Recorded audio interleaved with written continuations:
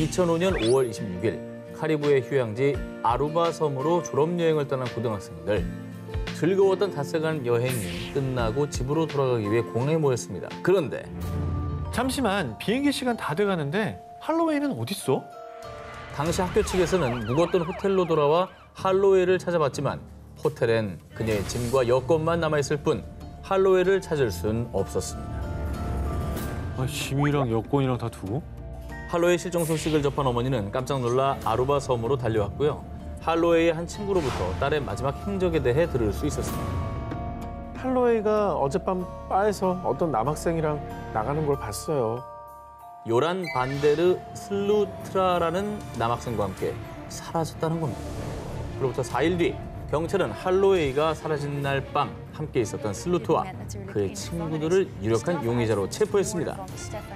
어쨌든 제일 수상한 건 맞죠. 그렇죠. 늦게까지 바에 최후로 같이 있었던 사람이라는 증언이 나왔잖아요. 예. 그런데 말입니다. 아니, 난 할로웨이를 호텔에 데려다 줬다고요. 호텔 경비원이 걔를 에스코트 해줬다니까요.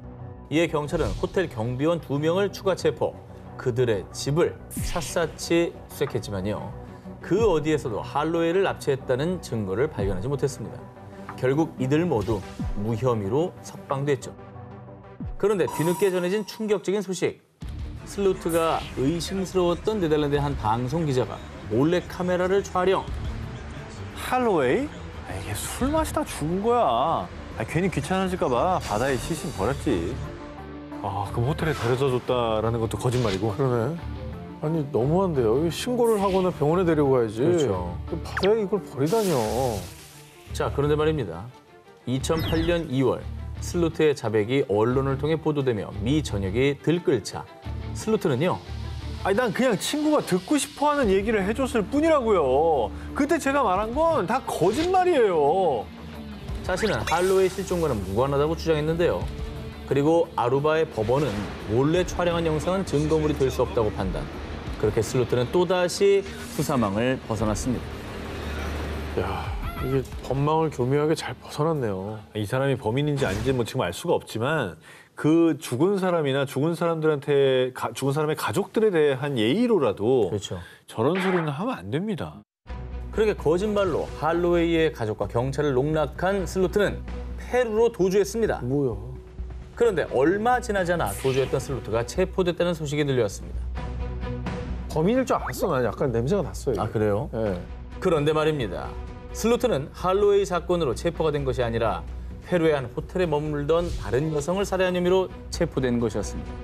결국 그는 이 사건으로 징역 28년을 선고받았습니다. 지금 이 범행을 저지른 것만 봐도 네, 심증은 확실한데.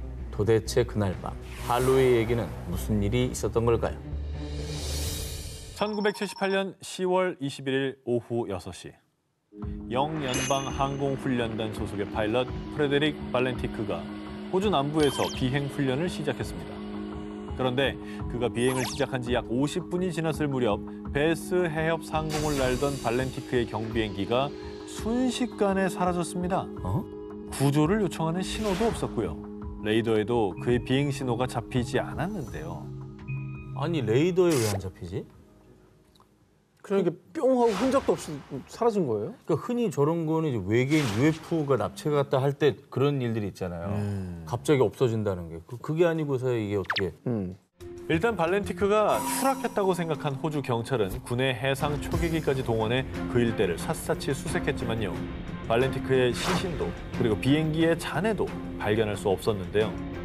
그런데 수사 도중 발렌티크가 관제탑에 보낸 마지막 교신 내용이 공개되며 이 사건은 더욱 혼란에 빠졌습니다. 뭐야. This is Delta Sierra Juliet. Is there any known traffic below 5,000 feet? No known traffic. Seems to be a large aircraft below 5,000 feet. UFO인가 봐.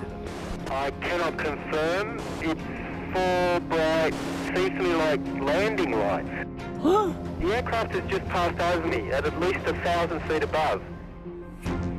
역대 UFO 증거 영상 중에 제일 충격적이다, 이거. 어쨌든 그 이후에 당시 언론들 역시 UFO에게 납치된 파일럿라고 보도, UFO 납치설을 제기했고요. 심지어 그가 실종된 지점 인근에서 UFO를 목격했다는 제보도 이어졌습니다. 그런데 말입니다. 발렌티크가 실종된 지 5년이 지난 1983년 7월 발렌티크와 교신이 끊긴 지점 인근인 플린더스 섬 해변에서 비행기 엔진 부품 잔해가 발견됐습니다. 오 이거 저 비행기? 이 엔진은 발렌티크가 조종했던 경비행기의 엔진과 동일한 기종으로요. 저건 아니었구나. 조사기관은 발렌티크 경비행기의 잔해라고 판단. 그렇게 발렌티크의 실종은 사고사로 마무리됐는데요. 어허. 그리고 2013년 사건을 재조사하던 호주 공군의 발표. 발렌티크는 조종 미숙으로 추락했을 가능성이 큽니다. 비행 중 회전이 반복되면서 방향 감각을 잃어버리는 그레이브야드 스파이럴에 빠졌다는 새로운 가설을 주장한 건데요. 추측하자면 발렌티크가 비행기가 180도 회전해 거꾸로 뒤집힌 상태에서 조종하다가 해수면에 비친 자기 비행기의 불빛을 미확인 비행 물체로 착각했다는 겁니다. 아유. 그리고 계속된 회전으로 엔진이 오작동, 결국 바다에 빠져 추락했을 것이라는 건데요. 아까 되게 담담했거든. 이거 뭐 거꾸로 막 이렇게 막 가고 있는데 어떻게 이렇게 차분하게 얘기를 해요? 그렇죠. Seems to be a large aircraft below 5,000 feet. 의문의 무전을 남기고 사라진 발렌티크. 과연 그는 정말로 UFO에 납치된 것이었을까요? 2000년 7월 미국 연방수사국 FBI는 45년 만에 한 실종 사건에 대한 수사를 종결한다고 발표했습니다.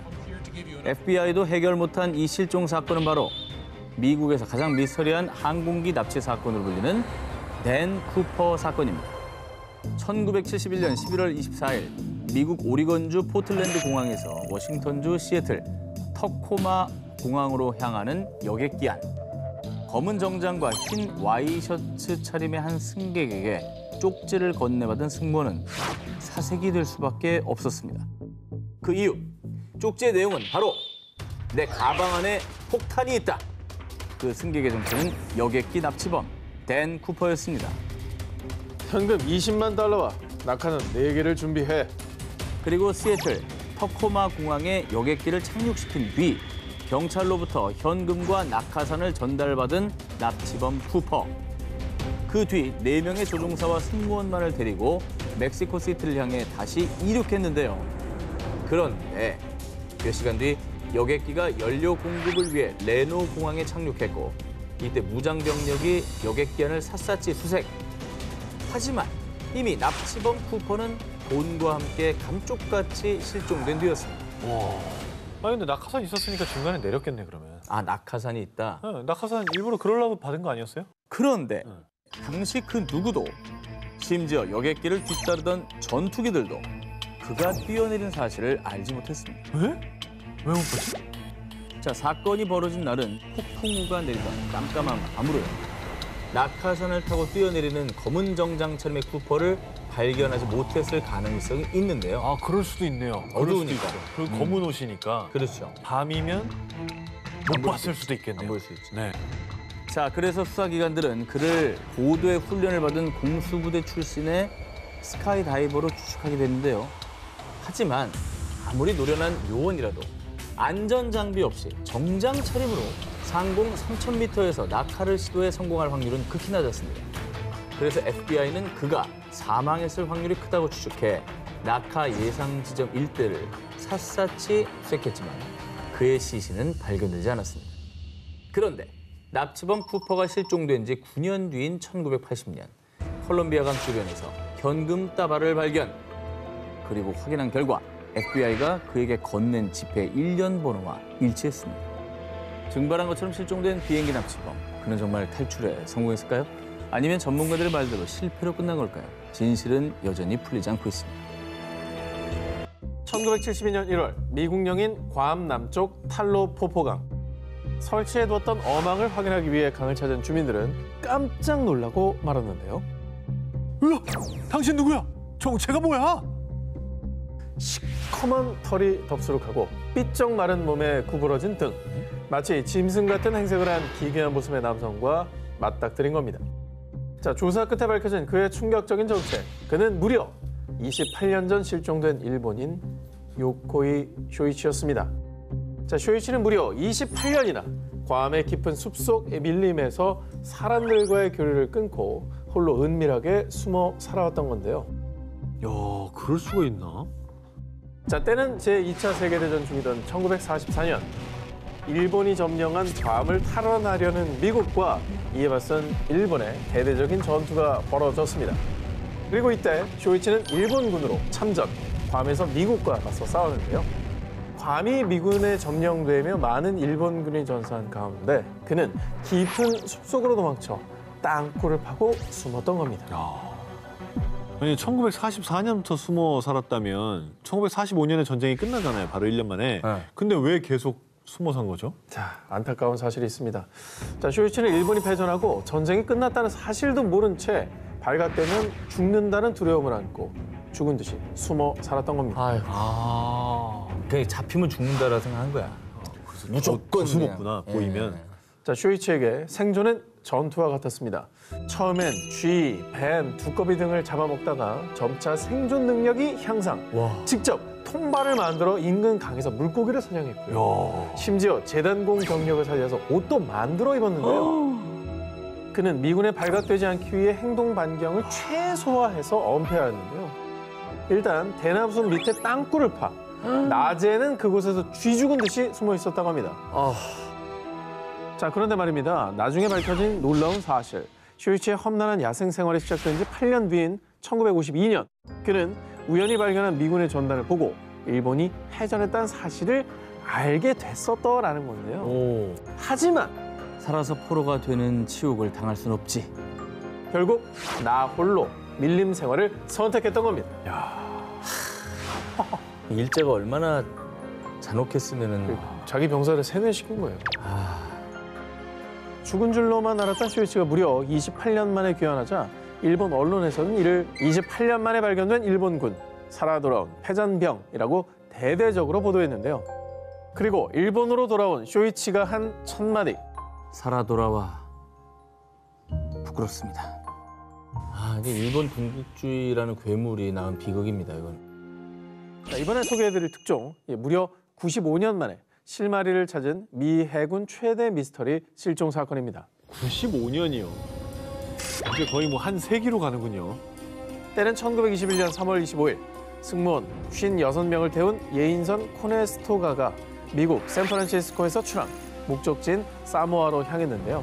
그런데 태평양 바다 한가운데서 감쪽같이 사라진 배. 난파 당한 건가요? 자, 해군이 경위 파악을 했을 때는 경유지인 오하우에는 도착했었다고 합니다. 당시 이 보고를 토대로 하와이의 오아후 섬 인근 해역에서 수색 작업을 실시. 여러 항공기와 60척의 선박 등 수많은 인력이 동원됐는데요. 그런데 말입니다. 배가 어딘가 부딪혀 침몰을 했다면 연료 탱크의 기름이 유출됐을 텐데. 그렇죠. 자, 해군은 기름띠의 흔적조차 찾지 못했고요.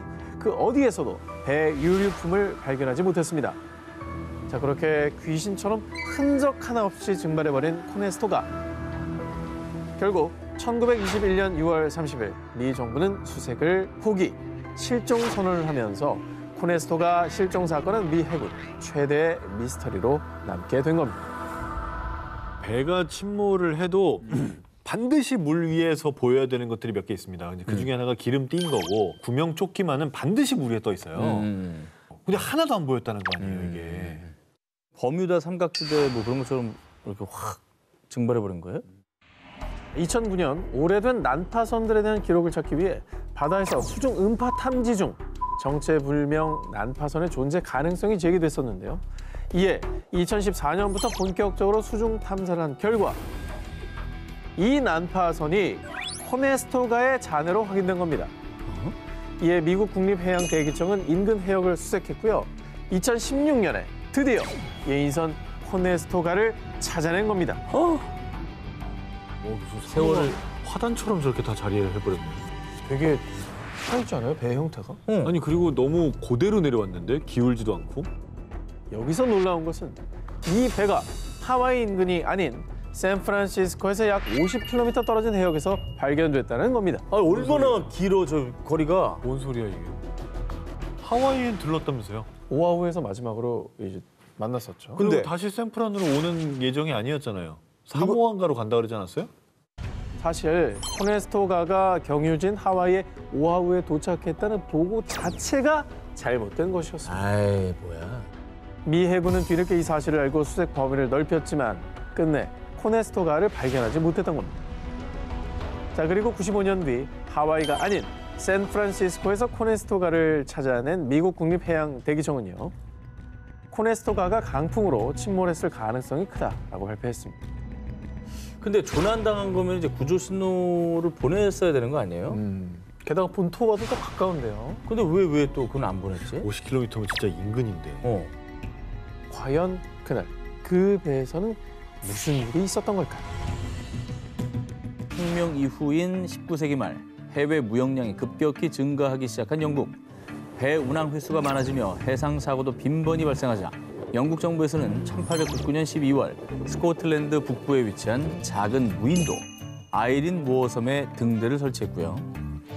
등대지기들은 비가 오나 눈이 오나 하루도 빠짐없이 어두운 바다를 비추었습니다. 그런데 1900년 12월 15일 뭐야? 왜 이리 어두워?